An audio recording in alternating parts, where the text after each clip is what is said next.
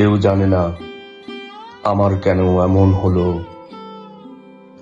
কেন আমার দিন কাটে তো রাত কাটে না, রাত কাটে তো ভোর দেখি না, কেন আমার হাতের মাঝে হাত থাকে না, কেউ জানে না। নষ্ট রাখির কষ্ট নিয়ে এতটা পথ একলা এলাম, পেছন থেকে কেউ বলেনি করুণ পথিক, দুপুর রোদে গাছের নিচে একটু বসে জিরিয়ে নিও। কেউ বলেনি ভালো থেকো, সুখেই থেকো।